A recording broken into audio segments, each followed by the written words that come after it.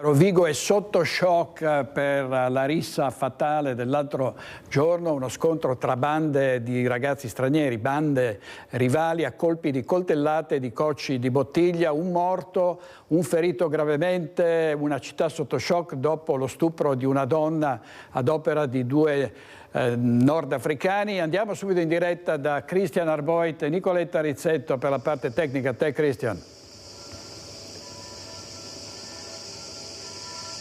Buongiorno direttore, da una Rovigo che, come hai detto te, è sconvolta, è sotto shock non solo per l'omicidio di sabato sera, ma per la serie di aggressioni, violenze, risse che si sta registrando ormai da un mese a questa parte. Siamo ovviamente sul luogo dell'omicidio di sabato sera, costato la vita ad Amine Gara, 23 anni, tunisino. Come vedi, la zona è ancora transennata, la scena del crimine cristallizzata, stanno operando carabinieri e polizia in forma congiunta perché si devono ricostruire quegli attimi concitati poco prima della mezzanotte e si devono identificare i responsabili, diversi ragazzi, tutti giovanissimi. Pare un regolamento di conti tra bande straniere. Da un lato una banda di tunisini alla quale apparteneva Amine e dall'altro una banda di pakistani, quindi potrebbero esserci anche dei motivi etnici che appunto potrebbero dare una spiegazione a questa ondata di violenza. Ci sono ancora delle chiazze di sangue non solo qui a ridosso del monumento di Giacomo Matteotti, siamo nel Salotto Buono di Rovigo, ma anche proprio lungo Corso del Popolo. Ci sono anche altre zone sigillate e questo rende il clima qui a Rovigo davvero surreale. Mi ha raggiunto per un'analisi, lo saluto e lo ringrazio, l'assessore regionale Cristiano Corazzari della Lega. Grazie Corazzari, fra poco faremo tutte le analisi del caso, ma prima però, direttore, ti farei sentire le parole pronunciate poco fa ai nostri microfoni da un amico di Amine, Fabio. È lui stesso che ci dice potrebbe essere un regolamento di conti, ma ci dà anche un'immagine, una prima fotografia di chi era Amine, un ragazzo che era arrivato dalla Tunisia attraverso Lampedusa e che si trovava qui a Rovigo ormai da qualche anno. Prima Fabio, poi ritorniamo. Amine era un suo amico. Sì, Amine era un bravo ragazzo, lo conoscevo da almeno 3-4 anni, ragazzo giovane perché io insomma ho un'altra età, però un ragazzo che si è sempre comportato bene, una persona molto educata, timida, rispettosa delle regole della nostra società, di tutto, integrato, perché so che ha tanti amici italiani come me, tanti amici marocchini, tunisini, ma com'è normale che sia. Aveva una bella ragazza, aveva una fidanzatina, anche lavorava come muratore, ultimamente si dava da fare, cioè io non ho parole. Ma allora che cosa può essere successo? Cosa può essere successo? Bella domanda. Non lo so, qua parlano di regolamento di conti, parlano di spazio, di cose, ma non credo sia quella la cosa. Parlano di pakistani, parlano di gruppi che io sinceramente un pakistano lo dico, non l'ho mai visto, quindi non saprei neanche. Credo, non lo so, penso che sia un fallimento per tutta la società in generale, che siano per i politici, per Rovigo, per le forze dell'ordine che non si sanno proteggere, che non si sanno organizzare, che sono sotto carenza, per i politicanti, cambia bandiere, una serie di cose, è la società che è malata. Ma lei conosceva Amine, sì. Mi parla di un ragazzo timido, insomma di un bravo ragazzo, aveva a che fare con la droga, Amine, che lei sappia? Bah, non credo sinceramente, poi guardi, penso che le canne al giorno d'oggi se le fumano tutti, italiani, marocchini, non penso sia quello il fulcro del discorso sinceramente. Lei oggi è qui per rendere memoria, sì, insomma? Sto andando a comprare i fiori per mettere giù 2 fiorellini, sì. Sono qua per quello, certo. Proprio per ricordarlo, insomma. Assolutamente sì, e spero che non venga dimenticato domani, ma non venga dimenticato dalla comunità. Quello che mi dà molto fastidio in questo momento è l'ipocrisia della gente, che tutti lì a puntare un dito, a nascondersi dietro l'immigrato, a nascondersi dietro il marchio. Sono tutte cazzate, ma fatevi un esame di coscienza, non è così che viene cambiata la società, non sarà con la violenza che porremo fine alla violenza, ma io invito tutti a avere una grande riflessione, sinceramente.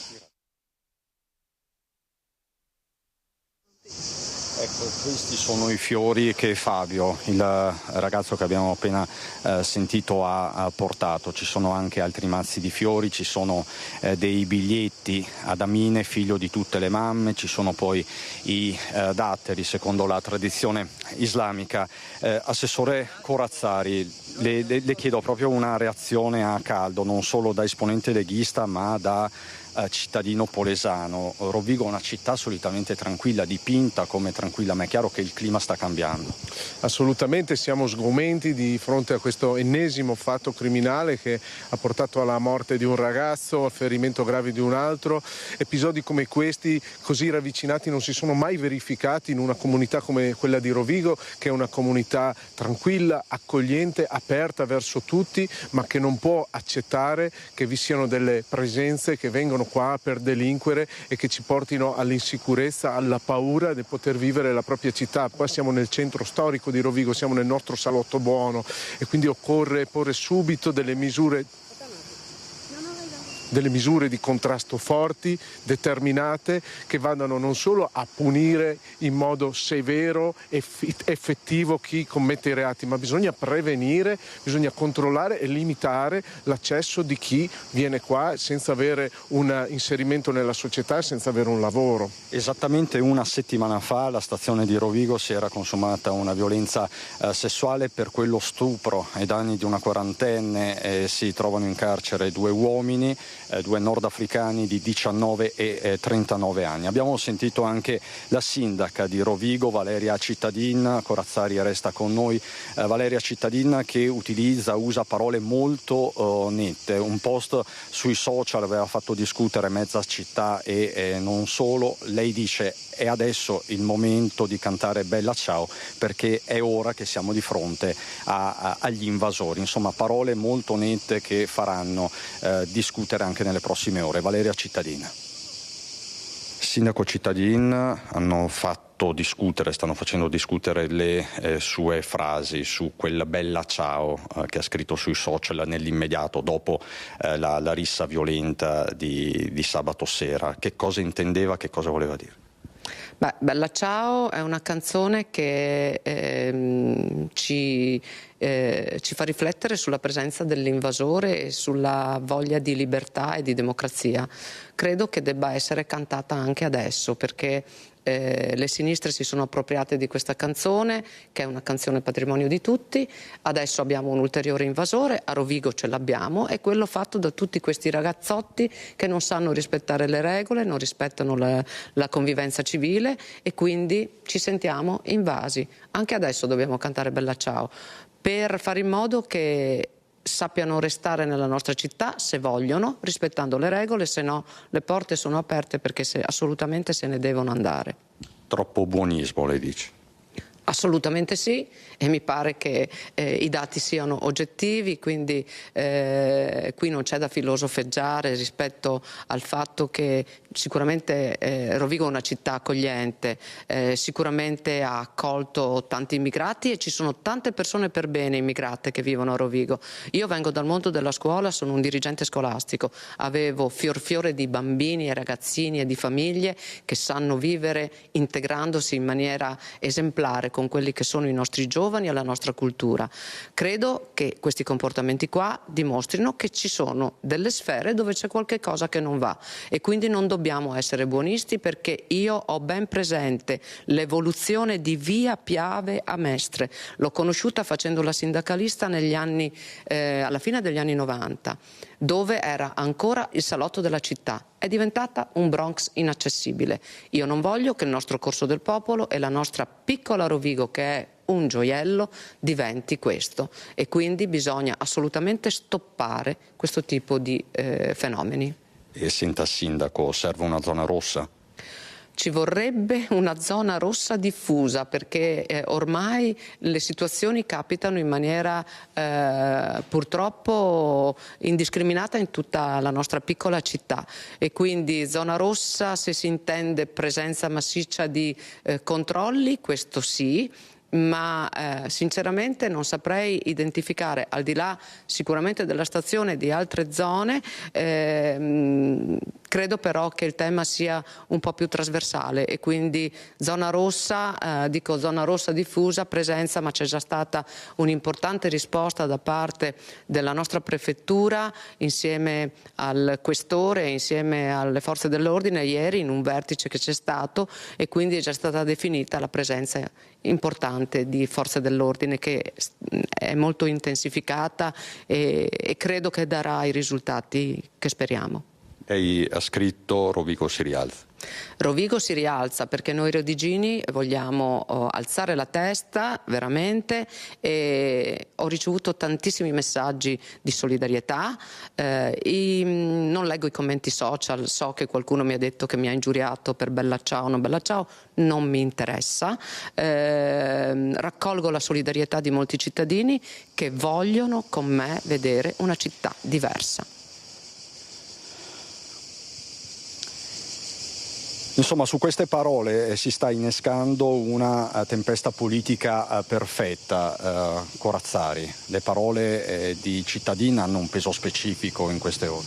Condivido in pieno quanto dice il sindaco, perché la sicurezza è il nostro primo obiettivo e dobbiamo essere molto determinati nel perseguirla in tutti i modi. Non possiamo più accettare che questa situazione vada verso ulteriore degrado. Occorre porre delle politiche che vadano a isolare alcune aree della nostra città dove si raggruppano, ci sono questi assembramenti di stranieri, creare delle zone rosse. Occorre potenziare la presenza delle forze dell'ordine, partendo dalla polizia locale e tutti gli agenti di pubblica sicurezza. C'è stato anche ieri in comune, in prefettura, un tavolo con le forze dell'ordine, con l'amministrazione comunale. Ci sarà un comitato ordine e sicurezza in settimana. Dobbiamo dare alle nostre forze dell'ordine tutti gli strumenti per intervenire, fanno già un lavoro straordinario, ma occorre una presenza anche fisica, e poi bisogna che questi gruppi di stranieri vengano a vivere nella nostra città solamente in un concetto di integrazione, di lavoro, di contributo alla comunità, e non a bivaccare o a vivere di espedienti con attività criminali. È inaccettabile, e quindi anche quando si parla di temi come quello dell'immigrazione o temi come quello della cittadinanza, che in questi momenti si discute anche di abbreviare i termini per il conseguimento della cittadinanza, ecco, le conseguenze di un'immigrazione incontrollata sono queste: sono la paura dei cittadini di vivere nella propria città, sono il degrado, sono l'abbandono, e sono anche la tragedia di vedere delle morti che riguardano anche persone giovani. Quindi non lo possiamo accettare, e faremo di tutto affinché in questo caso Rovigo torni ad essere una città vivibile e sicura. Grazie davvero Assessore Corazzari, ci lasciamo con questa pietosa immagine, il delitto di Amine, che ricorda, direttore, molto da vicino il delitto anche per le modalità di Francesco Favaretto, che nel dicembre scorso venne ucciso in via Castelmenardo a Treviso, e da lì anche a Treviso si sviluppò tutta la tematica, tutta la discussione sull'istituzione di una zona rossa, che poi è stata oggettivamente istituita. Da Rovigo, Corso del Popolo, è tutto. Con Nicoletta Rizzetto ti restituisco la linea. Grazie a Cristiano Arboit, Nicoletta Rizzetto e l'assessore Cristiano Corazzari, che tra le sue molte deleghe ha anche quella dei flussi migratori e della sicurezza. Diceva il sindaco Cittadin, bisogna istituire zone rosse diffuse. Noi diciamo da molto tempo che non bastano quelle nei centri cittadini, ma che soprattutto per prevenire, sventare e perseguire l'azione dei ladri in tutte le nostre province occorre intervenire anche in queste zone molto, molto colpite. Andiamo adesso a Padova, a proposito, da Valentina Visentin con Federico Scibotto, perché ancora una volta in pochi giorni 2 furti all'Anguriara e i titolari che decidono di dormire all'interno del locale. A te Valentina.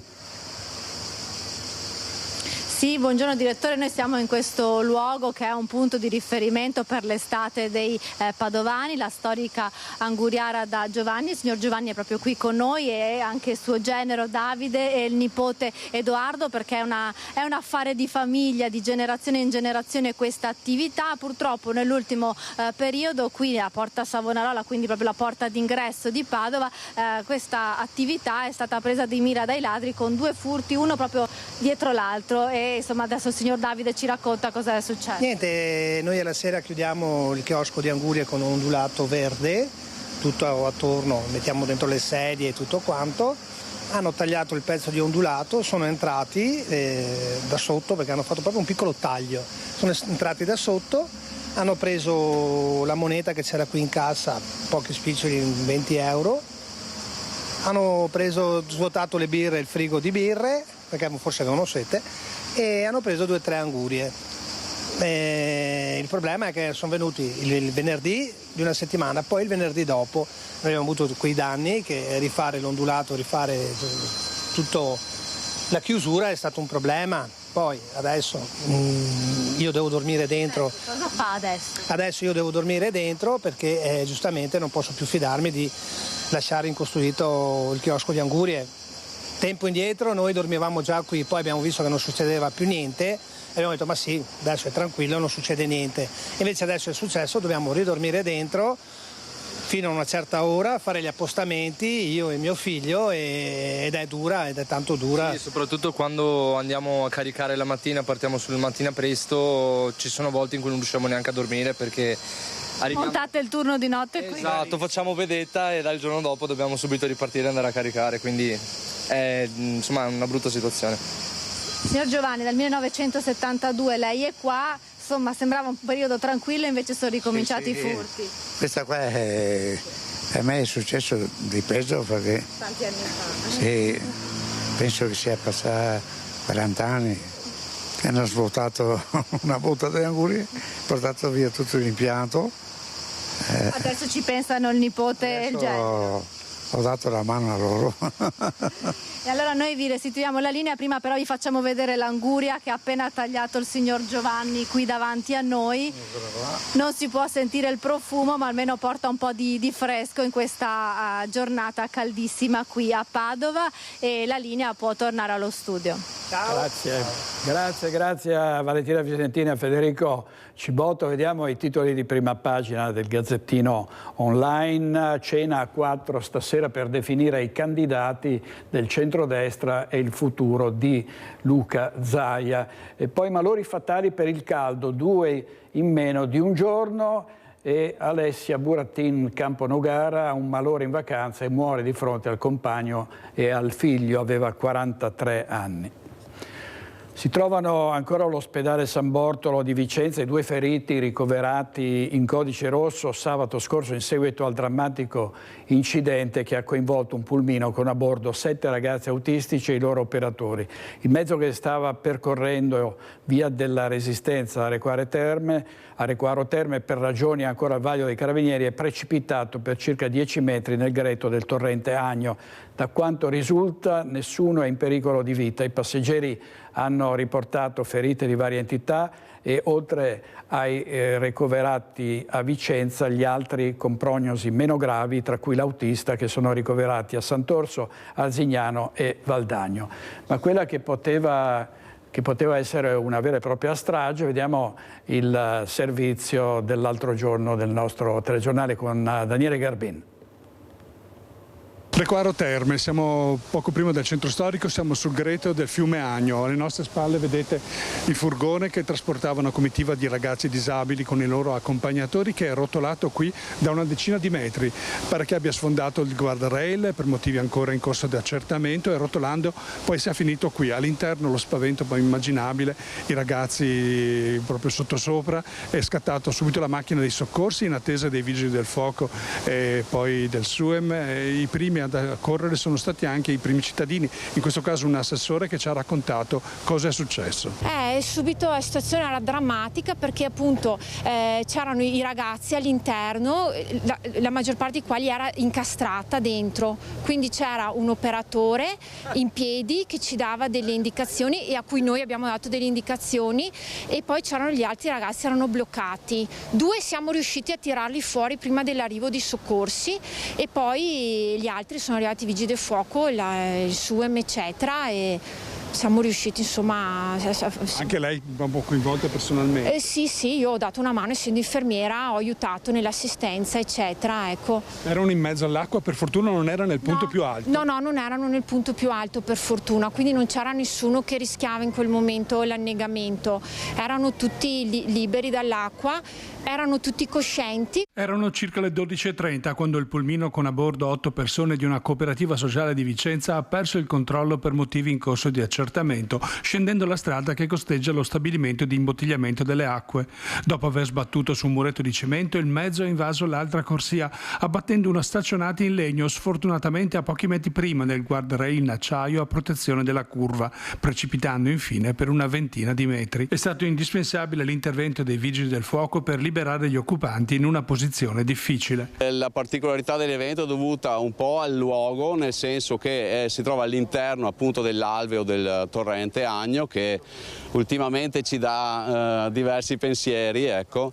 Erano all'interno, li abbiamo estratti in collaborazione anche col soccorso alpino e per fortuna le operazioni sono state molto rapide, questo ha anche reso meno gravi le conseguenze. Erano in 8, 2 accompagnatori e 6 ragazzi.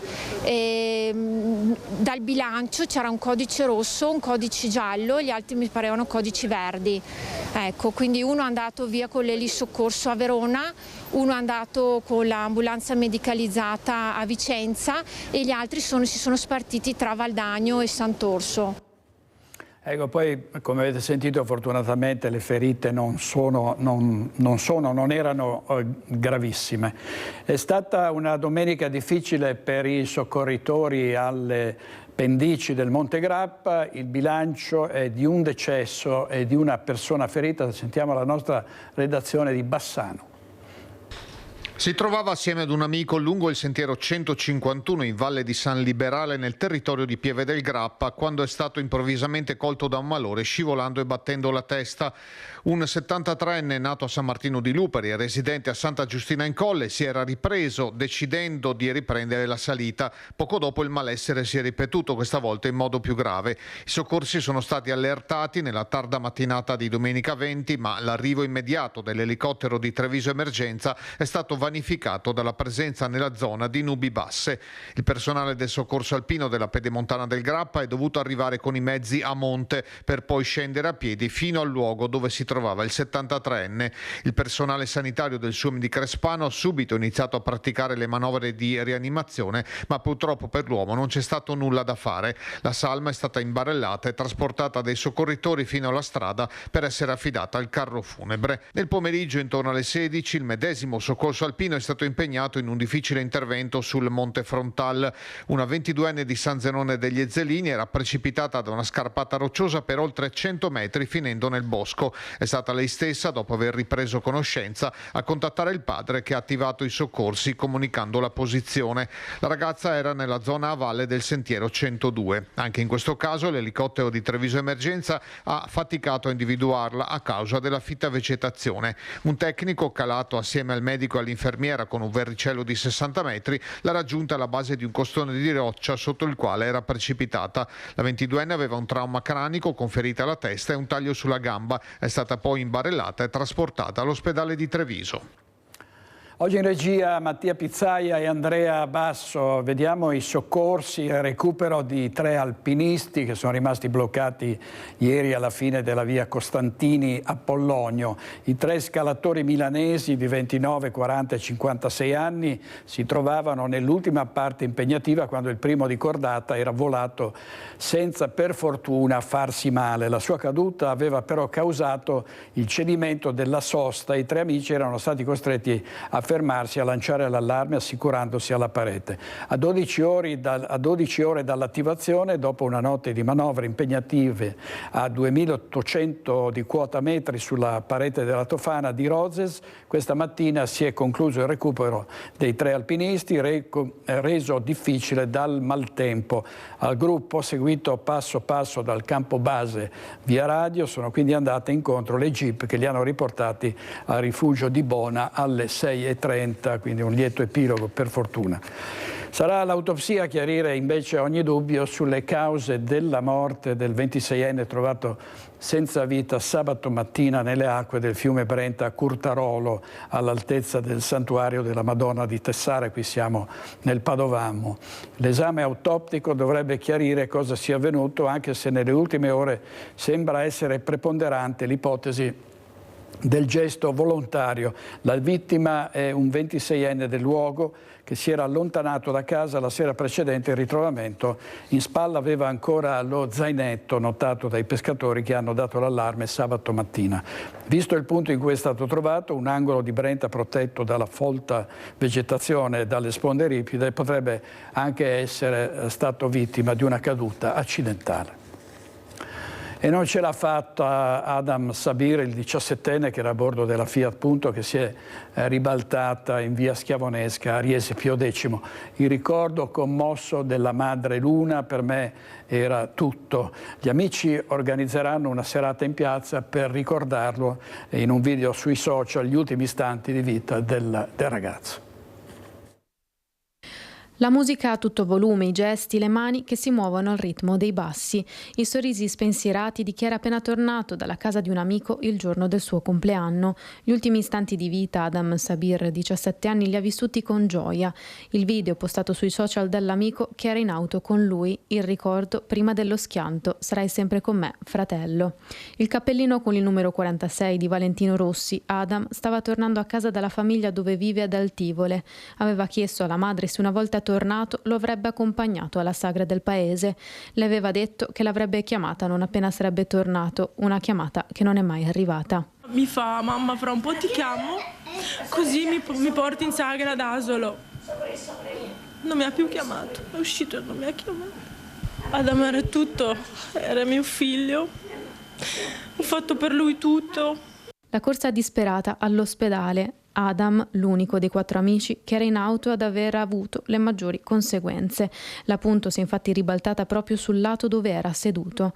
In paese la famiglia è molto conosciuta. Arrivata in Italia circa 20 anni fa, sia il padre che la madre Luna hanno cominciato a lavorare, pur con la difficoltà di alcuni lavori saltuari. La casa di via Carrodoro, dove si erano trasferiti da qualche anno, è un via vai di amici, vicini e parenti. Con loro anche il cugino Bilal. Era una bravissima persona, è sempre stato buono con tutti. Non ha mai mancato di rispetto a nessuno, l'ha sempre portato a tutti. È amico di tutti lui è amico di tutti. Tutti lo vogliono bene, tutti. Non ha mai fatto male a nessuno, si vuole divertire come tutti i ragazzi. I suoi amici erano intoccabili, non gli potevi toccare gli amici. Non ho parole. La procura ha intanto aperto un fascicolo per omicidio stradale, indagato il 20enne che era alla guida, su cui in ospedale sono stati eseguiti alcol test ed esami tossicologici, esiti che saranno disponibili solo nei prossimi giorni. Nessuno può mai stare al posto di Adam.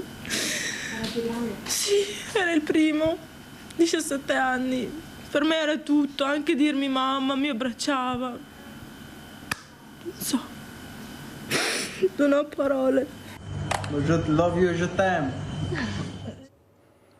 Una strage senza fine sulle strade, ne parleremo ancora anche nei nostri telegiornali, purtroppo, perché gli incidenti sono ormai quotidiani, ma ne parleremo anche con gli approfondimenti nei nostri programmi. È una storia di solitudine e abbandono. È morto da solo senza che qualcuno si accorgesse di lui e potesse aiutarlo. Il corpo senza vita di un 47enne ucraino è stato ritrovato ieri pomeriggio nel parcheggio multipiano dell'Arcella in via Annibale da Bassano a Padova. L'uomo ormai da qualche anno viveva senza fissa dimora, bivaccando in città. Il suo corpo è stato notato durante un controllo dei carabinieri, nessun segno di violenza secondo un primo esame del medico legale intervenuto sul posto. Dunque il 47enne potrebbe essere stato stroncato da un malore. Una storia simile alle 2 morti avvenute nell'estate del 2024 a Chiesa Nuova e Mortise, dove 2 clochard furono ritrovati cadaveri in zone degradate della città, anche loro uccisi da cause naturali. La polizia di Padova ha arrestato un 53enne cinese che ha tentato di corrompere gli agenti per evitare l'arresto per favoreggiamento dell'immigrazione clandestina. Doveva essere in carcere per scontare una condanna per favoreggiamento dell'immigrazione clandestina. Per questo, quando è stato fermato dai poliziotti per un controllo stradale, ha tentato di corrompere gli agenti offrendo loro del denaro per evitare l'arresto. Un arresto che è stato così immediato per un 53enne cinese fermato durante un posto di blocco in stazione a Padova. I poliziotti avevano notato la vettura con targa croata e, insospettiti dall'atteggiamento del conducente, l'avevano fermato. A bordo viaggiavano 3 persone, un uomo alla guida e 2 passeggeri, tutti cinesi. L'uomo alla guida era senza patente e ha fornito un permesso di soggiorno di un connazionale contraffatto. Il 53enne cinese è stato così portato in questura e identificato. Aveva numerosi precedenti penali come favoreggiamento dell'immigrazione clandestina, ricettazione, utilizzo di documenti falsi, violazione privata, lesioni personali, sequestro di persona a scopo di rapina, estorsione e furto. Inoltre nel 2022 gli era stato notificato un avviso orale emesso dal questore di Prato ed era destinatario di una misura cautelare in carcere. Mentre era in questura, il cinese ha offerto più volte denaro ai poliziotti per evitare l'arresto, promettendo somme fino a 5.000 euro in cambio della propria liberazione. Per tutta risposta alla sua lunga sfilza di precedenti ha aggiunto una denuncia per tentata corruzione ed è stato trasferito nel carcere 2 Palazzi di Padova. E torniamo agli incidenti stradali, perché a poche ore dal bilancio dei primi 6 mesi è salito il numero delle vittime della strada. Qui siamo in provincia di Treviso, da 21 a 23. Ogni vittima è una sconfitta per tutti, commenta il vicepresidente della provincia Roberto Fava. Da gennaio a metà luglio sono 23 le vittime della strada. Il bilancio è stato inesorabilmente aggiornato. In un giorno 2 persone hanno perso la vita: Adam Sabir, 17 anni, e Gabriella Fagarazza, 79, dopo 2 settimane di agonia all'ospedale di Treviso. Ogni morte è una sconfitta per tutti, commenta il vicepresidente della provincia di Treviso Roberto Fava. La velocità e la distrazione rimangono le cause maggiori degli incidenti e rispetto all'anno scorso, dove i decessi erano per metà over 60, le vittime ora sono giovani sotto i 30. Ogni anno vengono organizzati incontri per parlare con gli studenti. Noi, insieme anche ad altri, tipo l'azienda sanitaria, facciamo una serie di interventi. In particolare la provincia fa attività di formazione sulle scuole superiori. Lo scorso anno siamo arrivati a toccare più di 5.000 studenti con una cinquantina di interventi fatti sulle scuole superiori. La provincia di Treviso, fra l'altro, è risultata vincitrice del bando UPI Mobilità Sicura, aggiudicandosi un finanziamento di 100.000 euro per attività formative sulla guida sicura e la prevenzione degli incidenti legati all'alterazione da alcol e droga, soldi che saranno utilizzati sia per intensificare le lezioni nelle scuole superiori, ma non solo. Organizzeremo dei drive camp, come abbiamo fatto in fase sperimentale lo scorso anno nella sede della provincia, e questi drive camp sono con il focus dell'alcol e della droga e anche con simulazioni di crash test, quindi con una dimostrazione reale di come avviene un incidente e di che cosa succede anche in fase di soccorsi, no? Proprio per far toccare con mano i ragazzi e gli studenti le realtà e quello che succede poi nella strada. Non è tutto, perché la provincia ha pensato anche ad un'altra iniziativa. E poi questo bando ci consentirà di fare anche una campagna di comunicazione a fumetti sui rischi della guida, quindi da settembre andremo a utilizzare i fondi di questo bando per ulteriormente intensificare la nostra azione. Bisogna continuare a sensibilizzare tutti gli automobilisti. Un comportamento scorretto può far rischiare la propria vita e quella di altre persone. Servizio di Daniela Sizia, e c'è stato un grave incidente a San Biagio di Callalta. Una donna è rimasta travolta dal trattore che stava guidando. È stato un attimo, una donna di 65 anni è stata travolta da un trattore. Stava lavorando in un campo lungo via Postumia Est a San Biagio di Callalta, quando, per cause da accertare, è stata investita dallo stesso mezzo agricolo che si è ribaltato. Il grave incidente nella mattinata. Immediatamente è stato dato l'allarme. Sul posto sono giunti i soccorsi del SUEM 118 con l'elicottero e un'ambulanza. Le condizioni sono gravi e la donna è stata portata con urgenza all'ospedale di Treviso, dove si trova ricoverata in prognosi riservata. Due notizie dal Corriere del Veneto, la prima pagina. È morto Pier Francesco Ghetti, rettore emerito di Ca' Foscari, fondò il corso di laurea in scienze ambientali. E poi il lutto nel mondo del calcio a 5 Veneto, è morto Andrea Franceschini, direttore del team Giorgione. Adesso andiamo a Mestre, perché c'è stata una polemica su un grattacielo che si vuole costruire in Viale San Marco, un'opera che viene assolta dal parroco. Sentiamo Anna Maria Parisi. La tanto discussa Torre di Mestre, il grattacielo di 70 metri di Viale San Marco, ne parliamo con Don Natalino Bonazza. Don Natalino, parroco della San Giuseppe a Mestre in Viale San Marco, chiesa che si trova proprio di fronte a più o meno dove dovrebbe sorgere questo importante progetto per la città. Don Natalino, lei si dice favorevole al progetto laddove con il parere della VAS, di cui si è in attesa, sia tutto a norma. Favorevole al progetto prima che al cemento, però parliamone con la comunità affinché ci sia un dialogo, così in estrema sintesi.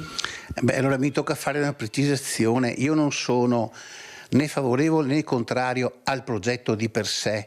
Io finora ho osservato come, diciamo, questo progetto è stato presentato, promosso, contestato, discusso nelle sedi competenti. L'ultima notizia è il pronunciamento del TAR. Secondo me occorre stare a questi fatti, cioè noi giustamente cerchiamo di comprendere anche il sentimento, perché è un progetto impattante, non c'è dubbio, che è presente qui nella comunità del villaggio San Marco, ma allo stesso tempo occorre anche fare i conti con le ragioni diciamo, che sono state esaminate e quindi col pronunciamento del TAR. Penso che sia bene per tutti se un progetto del genere, che ha grandi e rilevanti conseguenze, per gli uni negative, per gli altri positive, comunque ha un impatto su questo nostro ambiente, ecco, avvenga secondo le regolari procedure e rispettando le condizioni che vengono poste e quindi che sono consentite. Perché in ogni caso abbiamo bisogno oggi di avere delle buone pratiche, non semplicemente così dal punto di vista delle realtà spontanee, ben vengano, ma di avere anche, diciamo, delle buone pratiche dal punto di vista istituzionale. Ecco, quindi viviamo giustamente in una società democratica dove c'è un pluralismo di idee, di posizioni, eccetera. Nello stesso tempo viviamo anche in uno Stato di diritto dove le istituzioni preposte hanno il dovere non solo di vigilare, ma anche di esaminare, di valutare, ecco, quello che poi sta a cuore a tutti, cioè il tanto decantato bene comune.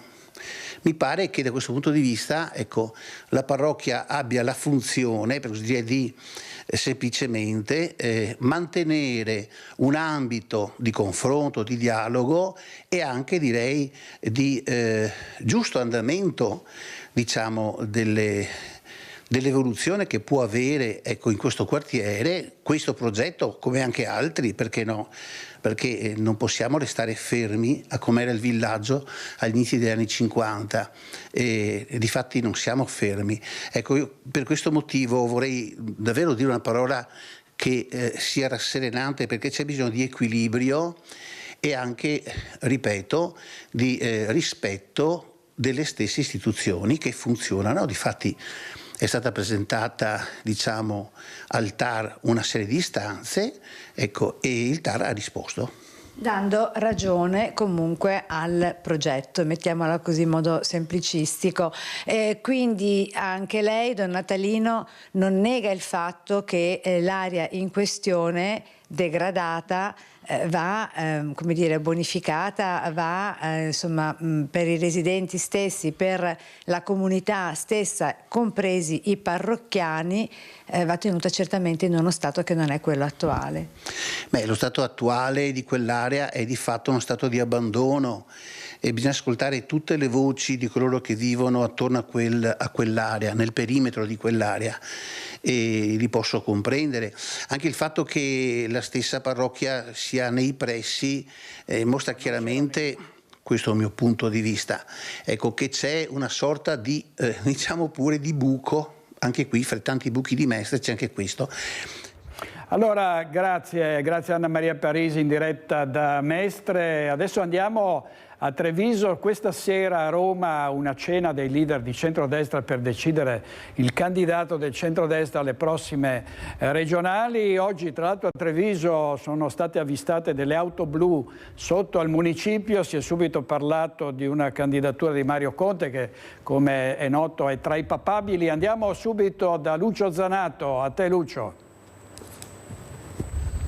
Sì, direttore, allora queste auto blu che sono passate, sembra proprio che abbiano cercato di convincere il sindaco Mario Conte, ma soprattutto il presidente di ANCI Veneto, a andare avanti, diciamo così, nell'idea di poter diventare anche presidente della regione del Veneto. Al di là di questo, da proprio presidente ANCI, quindi presidente dei sindaci di questo Veneto, che cosa chiede a questo vertice, questa cena vertice che ci sarà questa sera a Roma? Ma no, io credo che insomma sia importante che si siedano attorno a un tavolo e stabiliscano come andare avanti e soprattutto si cominci a parlare di temi, di Veneto e dei problemi che oggi caratterizzano i veneti e preoccupano i veneti, perché diversamente rischiamo di lasciare campo libero a un centro-sinistra che ha già espresso il suo candidato e alla gente, ai cittadini comuni l'incertezza non piace, e quindi io spero che insomma facciano sintesi su un candidato e poi si cominci a parlare di programmi e di problemi della gente. Ecco, contrariamente qualche settimana fa il suo nome comincia, come dire, ad aumentare nel borsino. Qualche giornale nazionale la danno proprio in alternativa a Stefani, proprio come uomo di mediazione nel centrodestra, perché se da una parte c'è una Forza Italia che dice con i numeri delle politiche e soprattutto delle europee noi siamo più o meno a livello della Lega, perché dovrebbe essere la Lega a esprimere il presidente della regione, salvo che non sia un presidente, diciamo così, molto equilibrato. Ma io credo che non sia una questione di bandierine politiche e lo sforzo che il centrodestra deve fare è quello di concentrarsi sui temi e poi esprimere il miglior candidato che possa interpretare questi temi. Noi dobbiamo tornare a fare la politica dal basso, dalle piazze, dai mercati, dobbiamo tornare ad essere espressione dei bisogni della gente e servire la gente. Dopodiché chi sarà il candidato io francamente non ve lo so dire, io posso soltanto dirvi che sono il sindaco di Treviso e svolgo questo servizio con grande onore, con grande orgoglio e con grande impegno.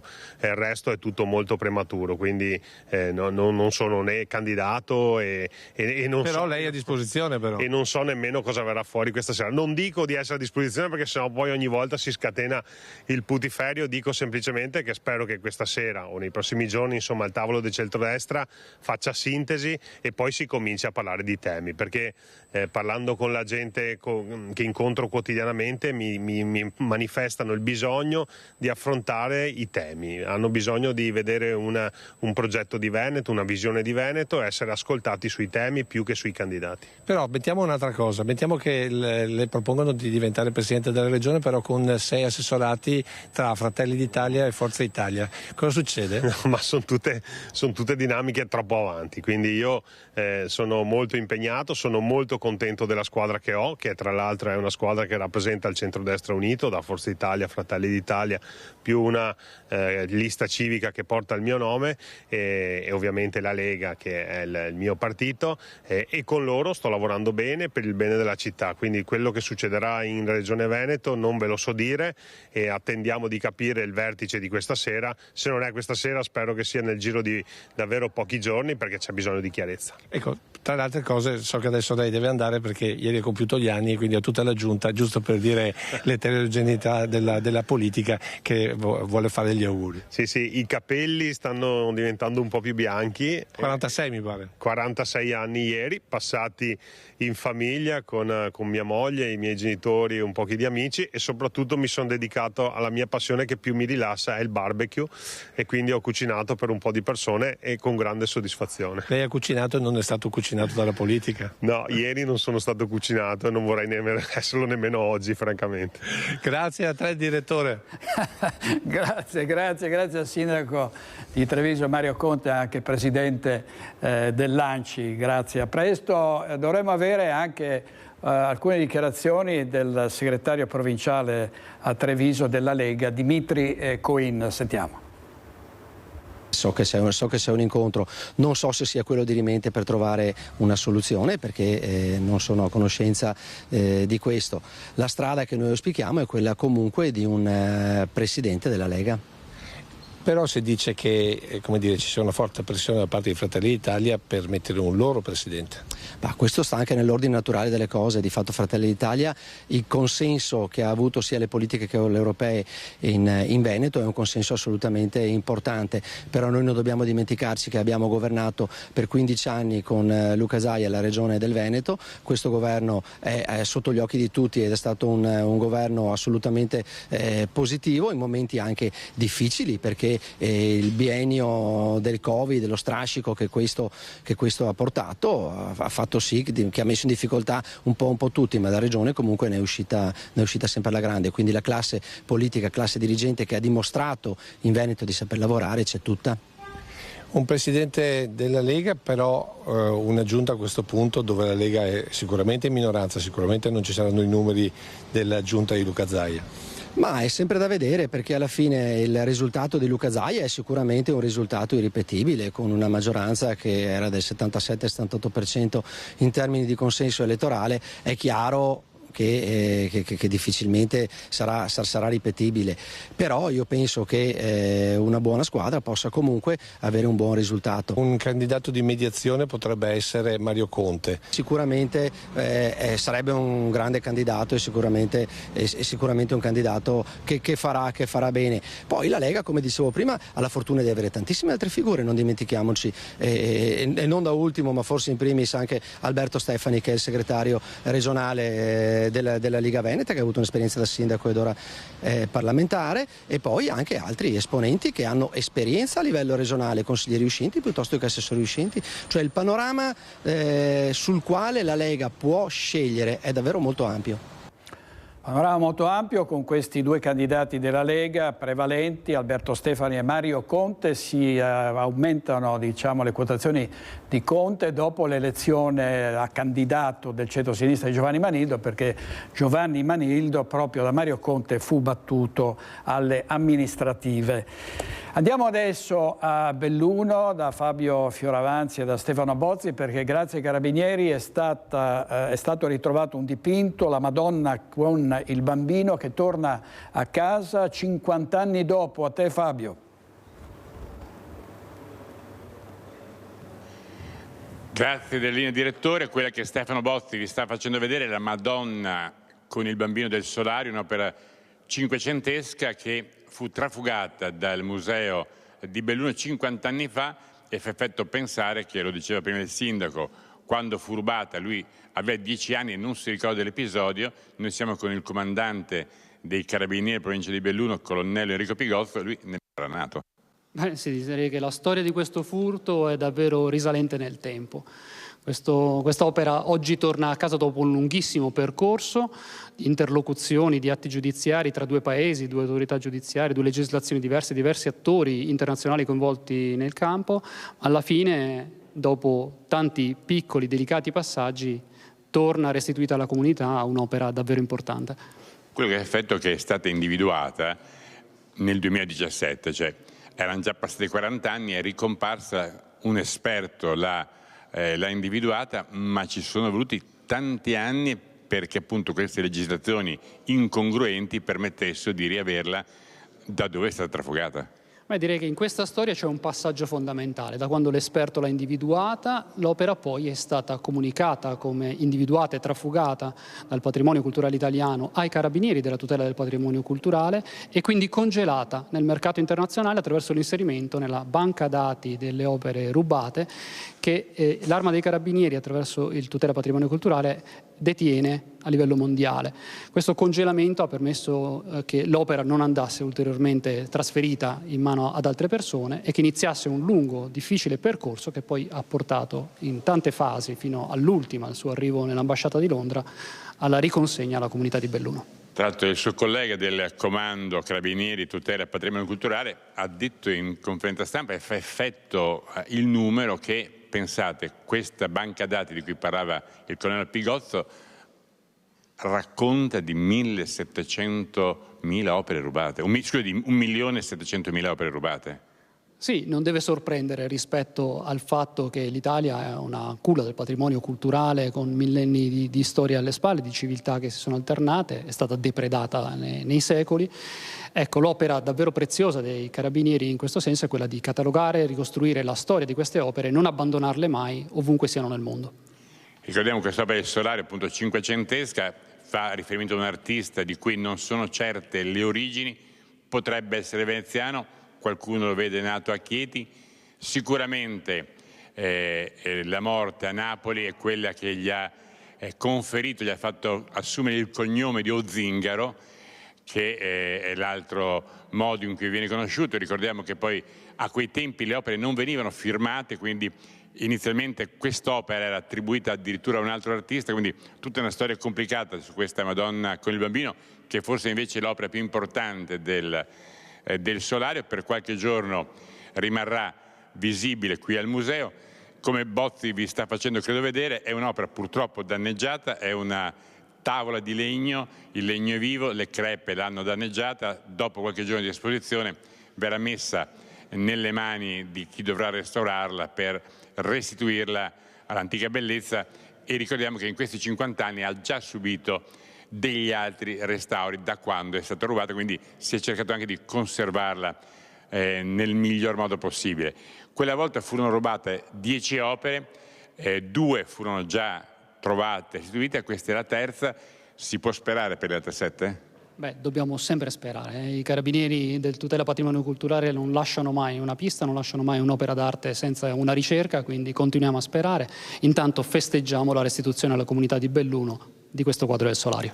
E quello che dicevamo prima, nella vita, nella carriera come lei di un militare, poi occasioni come queste in realtà non è che ne capitano tante e non ne capitano nemmeno a tutti. No, lo confermo, è stata una grandissima emozione poter seguire in questi 3 anni lo sviluppo di questa attività di indagine e di diplomazia culturale.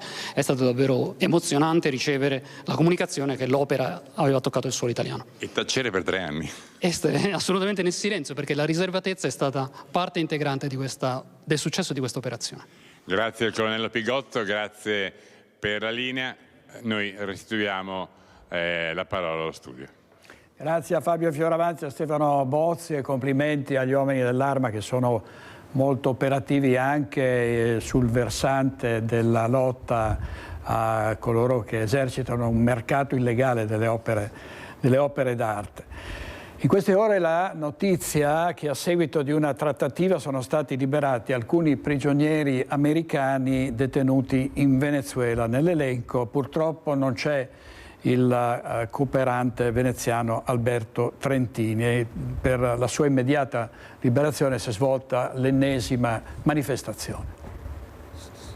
Chi sperava in una mediazione del governo americano anche per Alberto Trentini, fino ad ora è rimasto deluso. Gli amici di Alberto Trentini hanno percorso in modo pacifico ma molto determinato stamattina il Ponte del Redentore con emergersi, articolo 21, comitati e associazioni ma anche semplici cittadini. Poche ore prima era arrivata la notizia che a seguito di una trattativa tra i due stati, tra America e Venezuela, sono stati liberati alcuni detenuti americani in Venezuela in uno scambio di prigionieri. Nell'elenco però purtroppo non c'è ancora il nome del nostro connazionale, cooperatore originario del Lido di Venezia, e questo aumenta la rabbia e la preoccupazione. Non è possibile che si abbassa i toni perché abbassa i toni, si alza i toni perché alza i toni.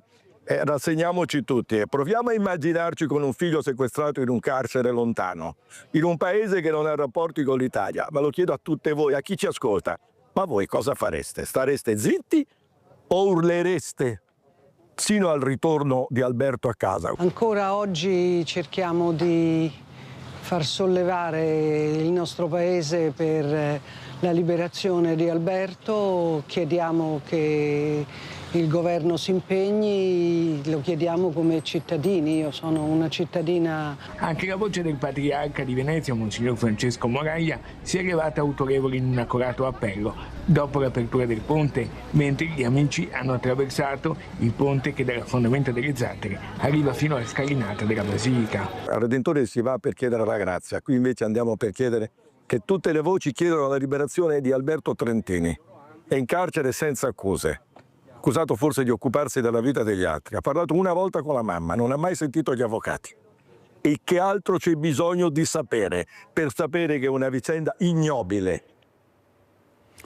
Vediamo alcuni titoli del giornale di Vicenza. Domenica di rientro dalle montagne, incidente e code sul Costo e in Valsugana.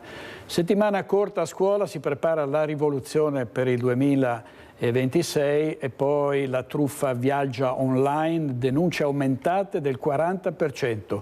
L'incubo del sindaco di Grumolo delle Abadesse, denunciato 28 volte in 2 anni e mezzo, penso che meriti un'intervista anche da parte nostra per questa storia. Intanto ovviamente ci sono le preoccupazioni per i dazi annunciati dal presidente americano Donald Trump, che ha parlato di dazi del 50%, dovrebbero scendere, sono in corso delle trattative. Dalla Camera di Commercio di Treviso parla il presidente Mario Pozza. Si è capito che c'è ancora una possibilità di mediazione, però a buon livello, insomma, non certamente il 30%. Non si può dire e non si può mettere per iscritto, però un po' di ottimismo se l'è visto, insomma. A Roma, a margine dell'incontro ICE sulle esportazioni, parole di rassicurazione nell'intervento del vicepremier ministro degli esteri Antonio Tajani. Sebbene non ci sia ancora un accordo tra Bruxelles e Stati Uniti, i dazi non saranno del 30%, ma più bassi. Quello che si teme però è un nuovo cambio di rotta da parte del presidente americano. Situazione difficile perché abbiamo a che fare con un presidente imprevedibile. Un giorno porta a 50, un giorno a 30, un giorno dice ma troviamo l'accordo, siamo vicini all'accordo e poi salta tutto.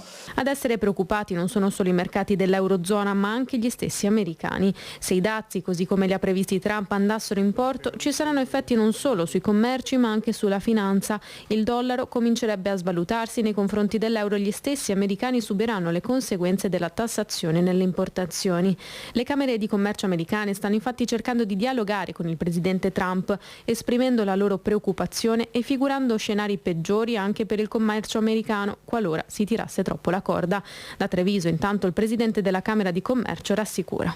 Non dobbiamo fasciarci la testa, gli Stati Uniti sono un buon mercato, però non abbiamo solo gli Stati Uniti, abbiamo però un prodotto che si chiama Made in Italy che ha un suo valore. Abbiamo fatto un'indagine come Camere di Commercio italiane all'estero ma anche come Union Camere, che il valore che il Made in Italy porta in più rispetto a altri prodotti è pari a 60 miliardi. Quindi davanti a noi c'è una opportunità, dico, di affrontare nuovi mercati, ma non abbandonando certamente gli Stati Uniti.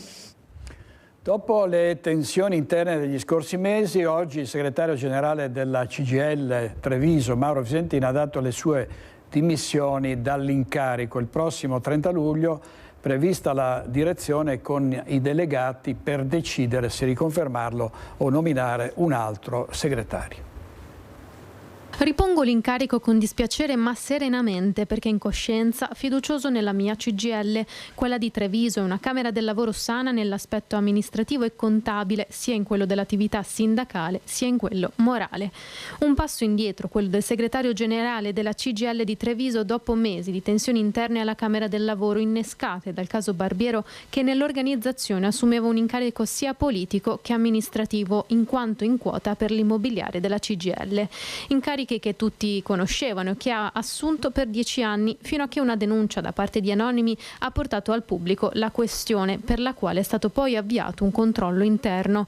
Da quel momento la Commissione di garanzia ha pronunciato come responsabili non solo Barbiero ma anche Giacomo Vendrame, oggi segretario organizzativo regionale, e il segretario generale di Treviso Mauro Visentin. Visentin, che ha dato le sue dimissioni dall'incarico durante la direzione tra le segreterie e i responsabili dei servizi. Dimissioni che esprimono la volontà di tutelare l'organizzazione, spiega. Il nostro sindacato regge gli scossoni e, al netto delle questioni interne, è esclusivamente guidato dal dovere di preservare diritti e lavoro. Convocata intanto l'Assemblea Generale dei Delegati e delle Delegate per il prossimo 30 luglio, appuntamento al quale si deciderà se riconfermare la carica a Mauro Visentin oppure scegliere un nuovo segretario o segretaria provinciale.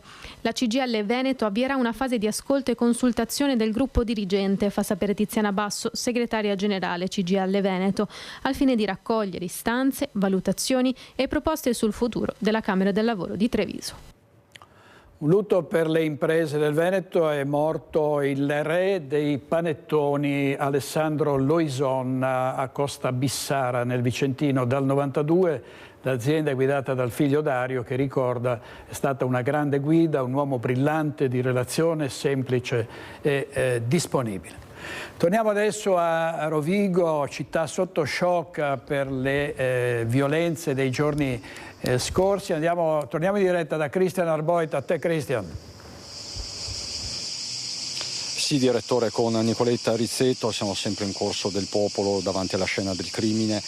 L'uccisione del 23enne tunisino sabato notte. Le indagini, come ti dicevo nel primo collegamento, sono in corso, così come sono in corso le polemiche di tipo politico sul tema della sicurezza e sulle parole pronunciate dal sindaco Valeria Cittadin, parole che sono state ribadite e rincarate anche ai nostri microfoni. Cittadin che ha detto: è questo il momento di cantare Bella Ciao, rivolgendosi al centrosinistra, alle forze di sinistra, perché è questo il momento in cui siamo invasi. Ha parlato di invasori, riferendosi appunto agli episodi di cronaca che si stanno registrando nell'ultimo periodo a Rovigo. Qui con me un autorevole esponente del Partito Democratico del Polesine, già parlamentare del Partito Democratico, oggi consigliere comunale del Partito Democratico, Diego Crivellari. Buongiorno Crivellari, che cosa si sente di rispondere o comunque come interpreta le parole nette del sindaco Cittadini? Ma a me sembra più che altro una provocazione, però in questo caso fuori luogo. Il sindaco amministra questa città da un anno e più, con il centrodestra, la regione e il governo romano, quindi hanno tutti, diciamo, gli strumenti in mano per affrontare questa emergenza, sia da un punto di vista legislativo, delle norme che esistono, e anche e soprattutto per quanto riguarda le risposte che una città come Rovigo attende, insomma. Quindi si tratta sicuramente di lavorare affinché ci sia un reale coordinamento tra le forze dell'ordine, un migliore coordinamento tra le forze dell'ordine, ad esempio, affinché venga rafforzata la polizia locale. Insomma, le persone attendono risposte concrete, i cittadini attendono risposte puntuali che possono in qualche modo venire incontro a questo clima effettivamente di larga preoccupazione che una città come Rovigo fondamentalmente non conosceva storicamente. Ecco perché, diciamo, comunque quello che sta vivendo Rovigo in queste settimane è uno scenario inedito, possiamo definirlo così. Inedito soprattutto per la presenza, per eventi di cui non si aveva memoria, per una sequenza così forte, addirittura con un omicidio, uno stupro come quello avvenuto in stazione, quindi l'allarme sicuramente è un allarme reale che la gente, insomma, in qualche modo manifesta. Io penso però insomma appunto che non abbia poco senso insomma richiamarsi a Bella Ciao, non si sa con quale motivo, ma effettivamente oggi l'urgenza sia quella di unire le forze della società e le istituzioni per dare risposte immediate e concrete. Una zona rossa può essere una risposta immediata e concreta. L'istituzione di una zona rossa, la stessa cittadina ai nostri microfoni parlava di una zona rossa diffusa. Guardi, io credo poco alle misure straordinarie. Le leggi esistono, abbiamo istituzioni che lavorano, abbiamo forze dell'ordine che sono abituate a fare questo lavoro, lo fanno egregiamente.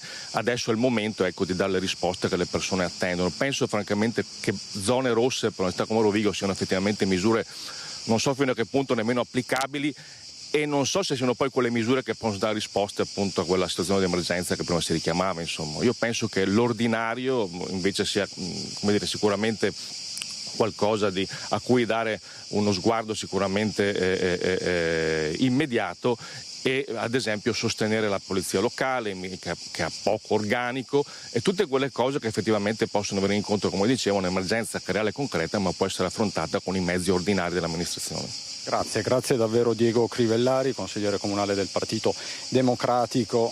La vicenda è anche politica, dopo le parole del sindaco cittadino. Direttore, per il momento è tutto da Corso del Popolo a Rovigo. Con Nicoletta Rizzetto ti restituisco nuovamente la linea. Grazie molto ai nostri inviati. Andiamo con la nostra regia Mattia Pizzai e Andrea Basso. Andiamo in pubblicità tra poco, state con noi.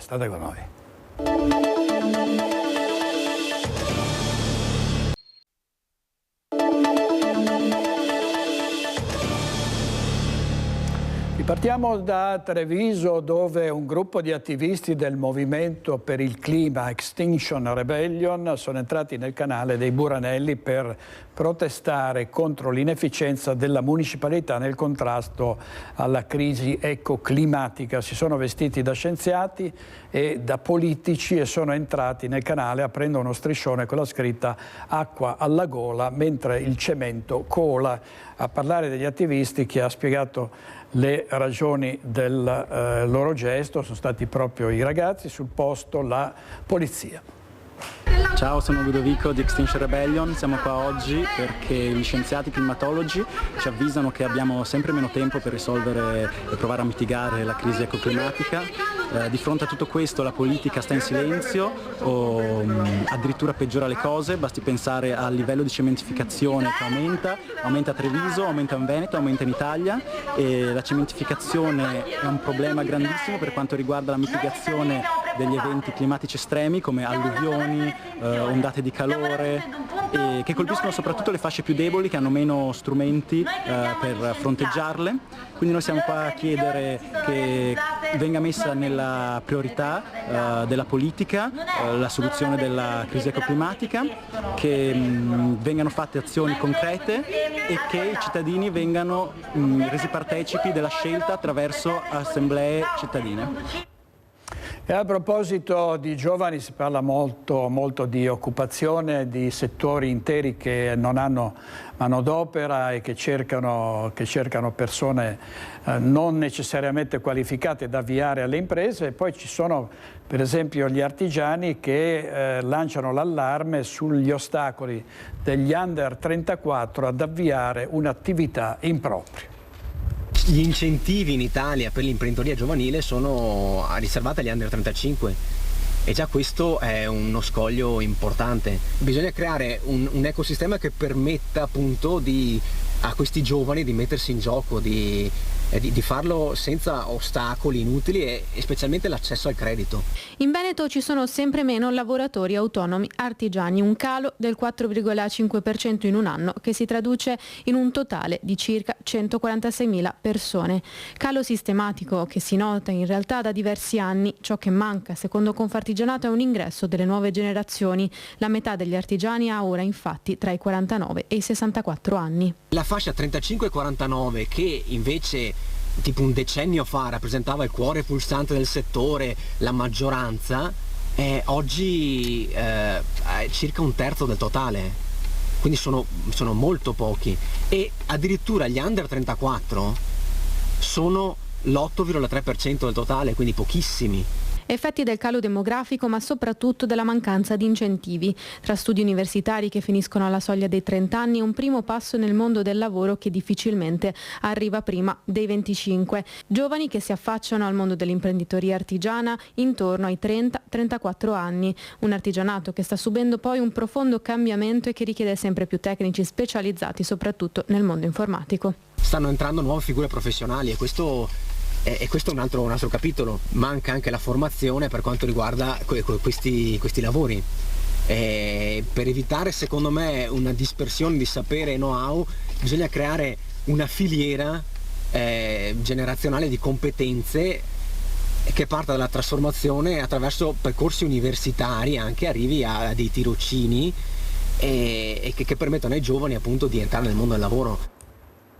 Una donna di 82 anni è morta in provincia di Roma per un'infezione trasmessa da una zanzara, quindi è rimasta affetta da West Nile, è deceduta. Si cerca di evitare, di prevenire anche la dengue trasmessa dalle zanzare, ma ci sono anche degli insetti che sono particolarmente dannosi per le piante. Parliamo per esempio del bostrico che sta devastando i boschi in Veneto e in Alto Adige, mentre a Riese i comuni fanno squadra per contrastare lo scarabeo giapponese. Si chiama Pupillia japonica, scarabeo giapponese, ed è il nuovo terrore delle piante arrivato anche nel nostro territorio. Dopo Lombardia, Piemonte, Liguria, Emilia-Romagna e Val d'Aosta tocca al Veneto. È una specie altamente invasiva. Allo stato larvale si nutre di radici di varie piante, da adulta di foglie di oltre 300 tipologie diverse su tutti gli alberi da frutto, fiori compresi, piante da giardino e coltivate.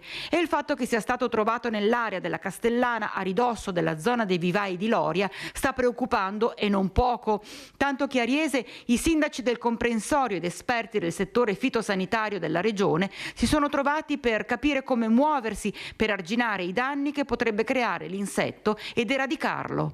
Quello che si dovrà fare è un lavoro di sinergia di informazione sul territorio con le attività economiche e dall'altra parte come servizio fitosanitario ci vedrà coinvolti a supportare l'attività di controllo e di contrasto di questo insetto tramite il posizionamento innanzitutto di trappole a cattura massale per cercare di contrastare appunto la diffusione e una serie di trattamenti sia sul terreno sia su coltura in campo per eventualmente riuscire a eradicare questo insetto dal territorio.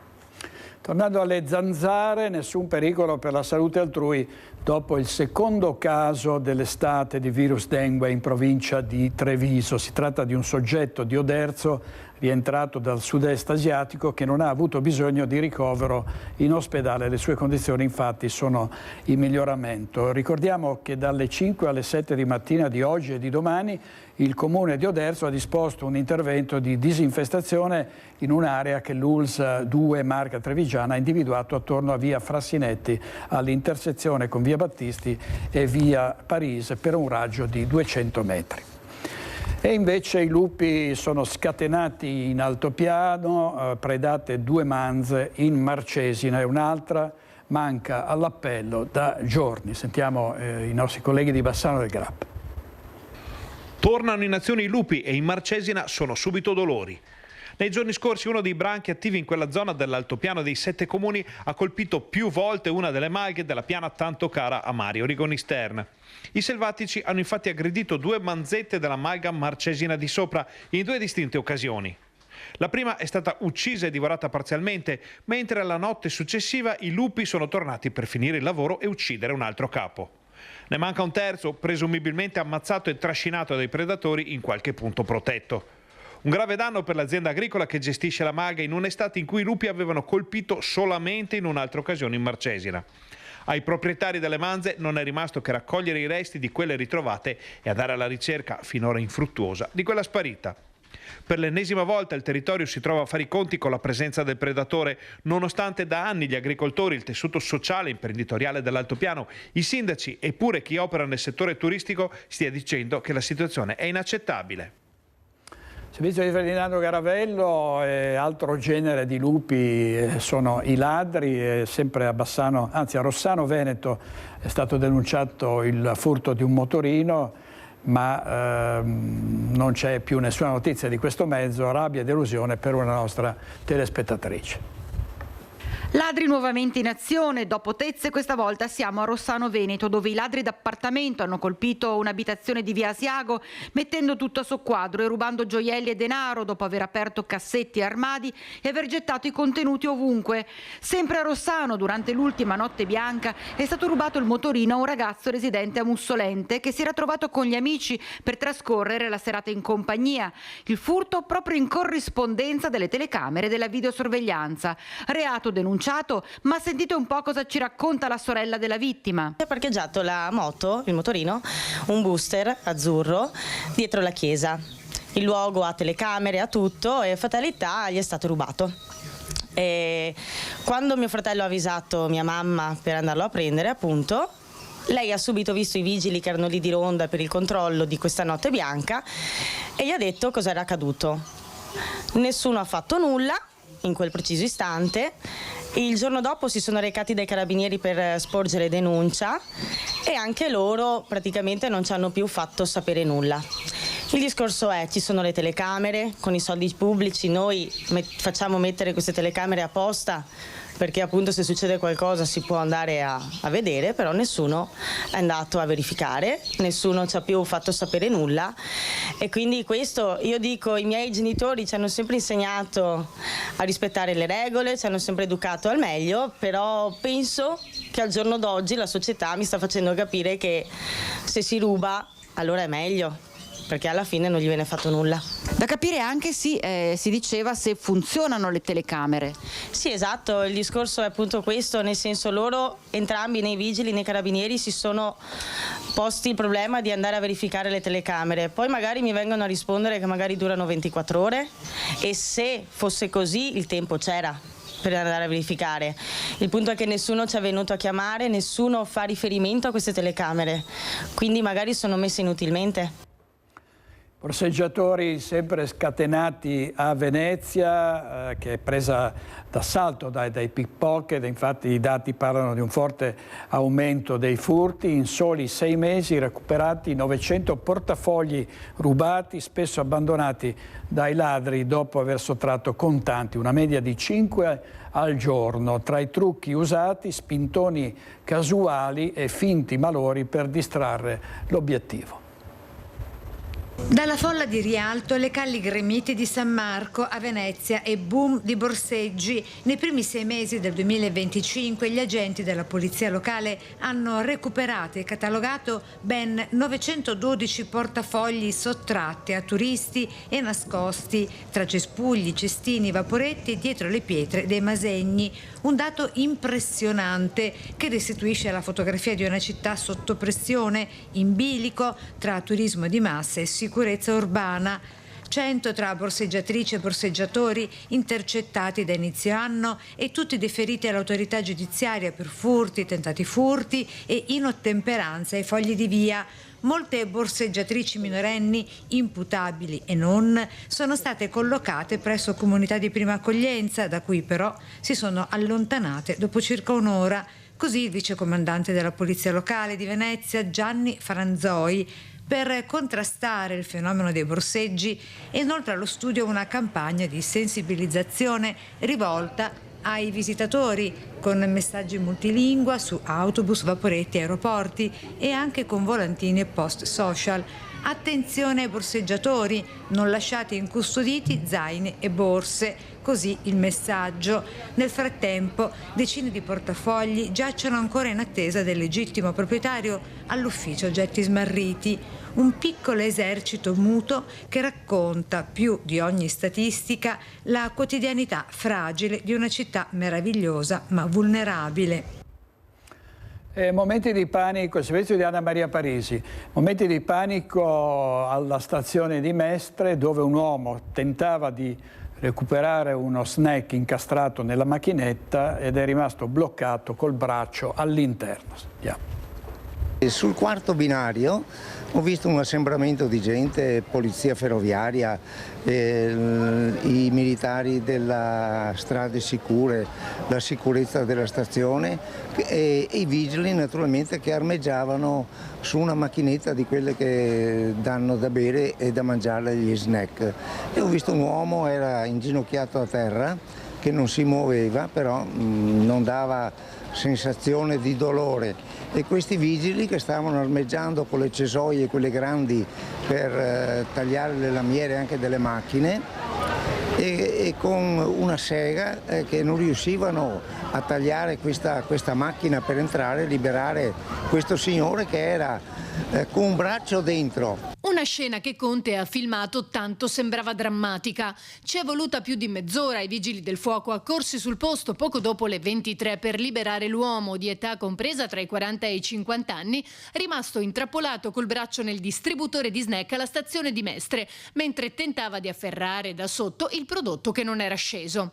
Sarebbe andato talmente avanti che il sistema del macchinario ha sbarrato il tentativo di recupero dal basso, chiudendosi come una trappola proprio sul braccio dell'uomo. C'era un pompiere, un vigile del fuoco che lo teneva sostenuto, perché sicuramente era da quasi un'ora che era in quella posizione. Sì, che da quando gli è successo, che li hanno chiamati, che sono arrivati, che hanno cominciato i lavori, sarà stata un'oretta che è stato lì in quella posizione molto scomoda e che non poteva ritirare il braccio dalla macchina. Alla fine, perforando il rivestimento metallico, i vigili del fuoco sono riusciti a liberarlo e non è stato necessario alcun intervento medico, almeno sul momento.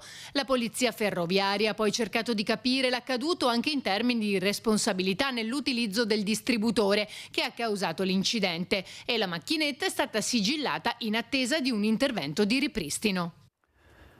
Servizio di Ilaria Marchione, andiamo di nuovo in pubblicità, torniamo subito.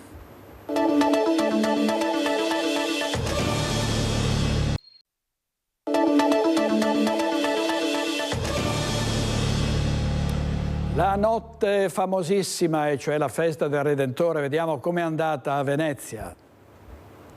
Nessun incidente grave dopo anni in cui la notte famosissima era stata funestata da gravi fatti di cronaca nera. Quest'anno la buona notizia è arrivata fin dal mattino presto. La festa del Redentore si è svolta a Venezia in serenità, nessun ferito grave. 4 persone sono arrivate al pronto soccorso dell'ospedale dei Santi Giovanni e Paolo a Venezia, 3 con traumi cranici per cadute dovute a uno stato di ubriachezza, una per una frattura al naso dopo una presunta aggressione. La Capitaneria di Porto invece è intervenuta per 4 barche finite in secca, 3 incidenti nautici con un ferito non grave.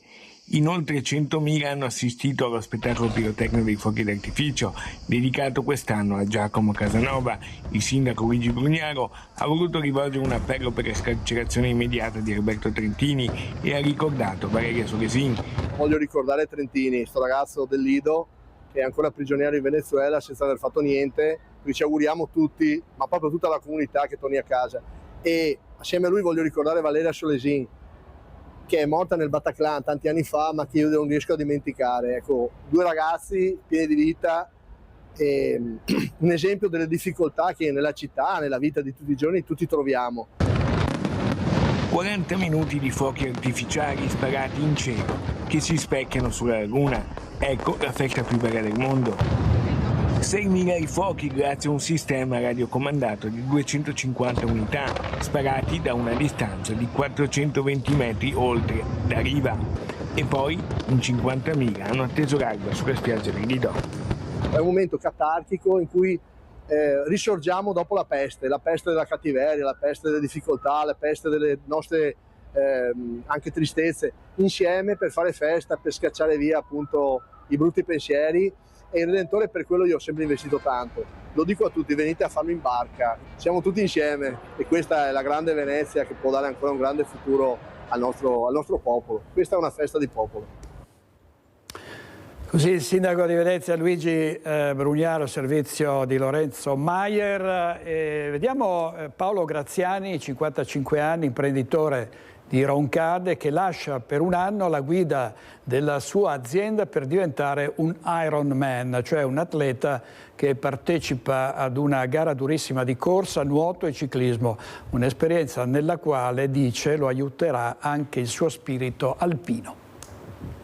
Gli alpini, guarda, mi hanno dato questa formazione, diciamo, spirituale di stare sul pezzo, di stare sull'allenamento specifico, su avere il coraggio e la determinazione di affrontare certe sfide.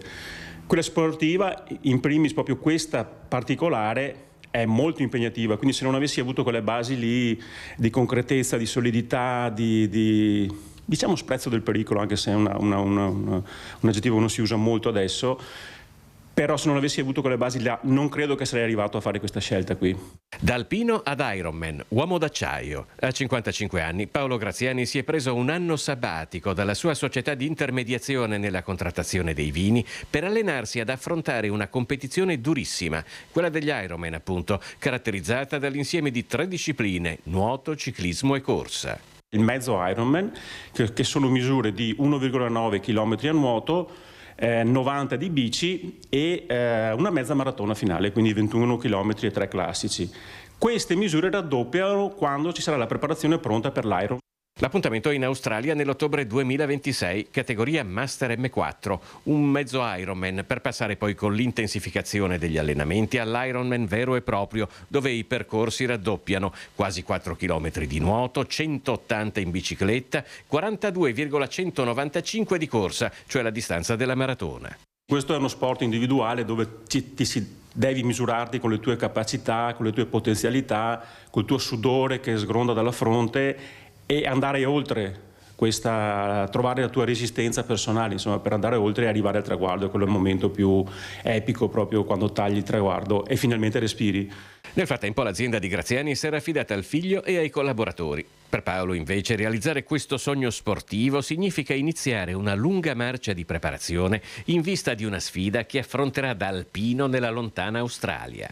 Gli alpini di tutto questo saranno presenti ovviamente nei nostri simboli, nella mia attrezzatura tecnica con il simbolo dell'Associazione Nazionale Alpini, ma li porterò nel cuore, veramente.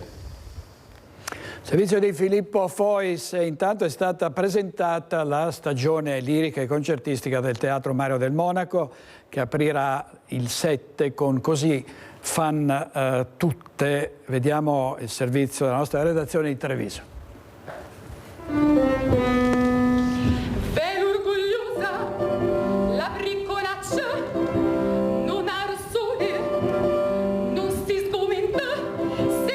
Opere, 11 concerti, una mattinée per le scuole e la 52esima edizione del concorso internazionale per cantanti Toti dal Monte. Presentata nei giorni scorsi la stagione lirica e concertistica del Teatro Mario del Monaco di Treviso con la direzione artistica di Stefano Canazza e promossa dal Comune di Treviso. Così fan tutte di Mozart aprirà la rassegna della stagione lirica, seguita da una nuova produzione della Carmen nel 150esimo anniversario della prima esecuzione e poi a febbraio Lucia di Lammermoor. Per la chiusura dei Giochi Milano Cortina in scena l'Olimpiade di Antonio Vivaldi in collaborazione con il Conservatorio Steffani di Castelfranco.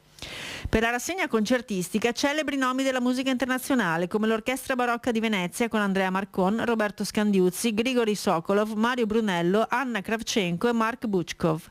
Il gospel sarà protagonista del concerto di Natale con Marky Middleton and the Miracle Chorale e spazio anche alla musica contemporanea di Syntax Ensemble, un mix tra giovani talenti e interpreti del panorama internazionale, ma anche un'attenzione ai nuovi linguaggi. Una stagione che cresce nei numeri, cresce nella presenza di titoli della lirica, della stagione lirica, e cresce anche nella presenza della concertistica come numeri. Quest'anno siamo addirittura a 11 concerti, quindi una stagione che fa ben sperare per il futuro. Partiamo da basi solide perché la stagione scorsa ha avuto numeri record di presenze, di abbonati. Solo nella scorsa stagione sono stati infatti staccati 681 abbonamenti per la lirica, con un più 58% negli ultimi 5 anni, e 141 per la concertistica, con una crescita scesa del 20% rispetto alle 2 stagioni precedenti.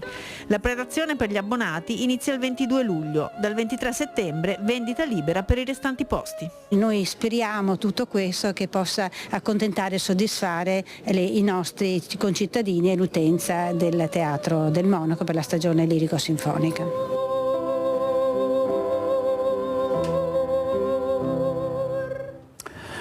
E il Corriere del Veneto ha pubblicato un video della cantante bassanese Francesca Michelin che ironizza sugli stereotipi del Veneto. Vediamo se riusciamo a vederlo, se no lo vediamo in un'altra edizione. Lo vediamo in un'altra edizione. Intanto vi dico quelli che saranno gli ospiti del Focus di questa sera: Marzio Favero, Paolo Galeano, Alessio Morosin, Pietrangelo Pettenò, Paola Roma, Matteo Romanello, Alberto Villanova e Andrea Zanoni. È tutto per oggi, grazie per averci seguito, grazie ai nostri registi Mattia Pizzea e Andrea Basso, e ci vediamo stasera, buona giornata.